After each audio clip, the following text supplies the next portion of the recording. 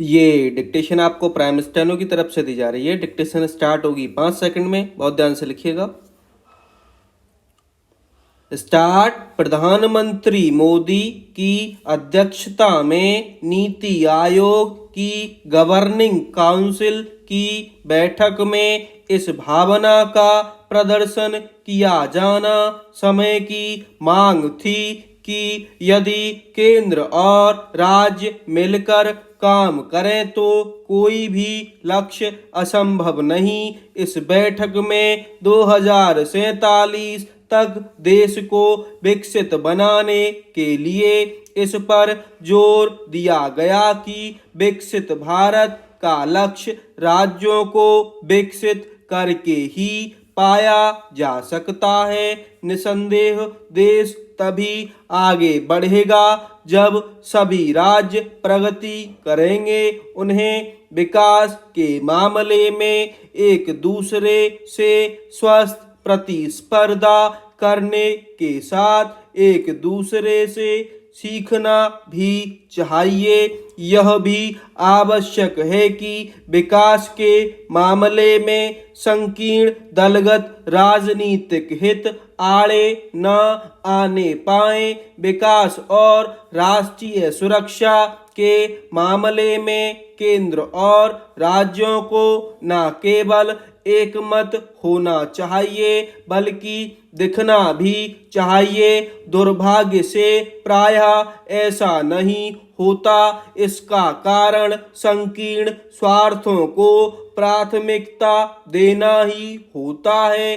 कई बार राज्य सरकारें केंद्र सरकार पर संघीय ढांचे की अनदेखी का आरोप लगाती हैं, लेकिन वही केंद्र की योजनाओं को लागू करने में आनाकानी करती हैं। उदाहरण के तौर पर पश्चिम बंगाल ने केंद्र सरकार की कई योजनाओं को लागू करने की जरूरत नहीं समझी।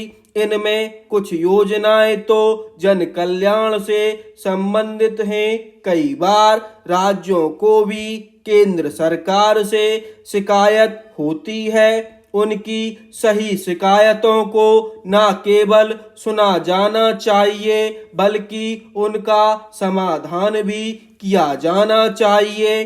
शिकायतों पर आरोप प्रत्यारोप का सिलसिला कायम होने से किसी का भला नहीं होता। पैरा नीति आयोग की बैठक में देश के विकास में महिलाओं की भागीदारी बढ़ाने, पर्यटन केंद्रों पर विशेष ध्यान देने और भविष्य की चुनौतियों को देखते हुए शहरी ढांचे का समुचित निर्माण करने जैसे कुछ महत्वपूर्ण मुद्दों पर चर्चा हुई। ऐसे सभी मुद्दों पर ध्यान दिया जाना चाहिए और सही तरीके से शहरीकरण पर तो विशेष रूप से, क्योंकि शहर ही विकास के इंजन हैं। नीति आयोग की बैठक में कई राज्यों के मुख्यमंत्री व्यस्तता व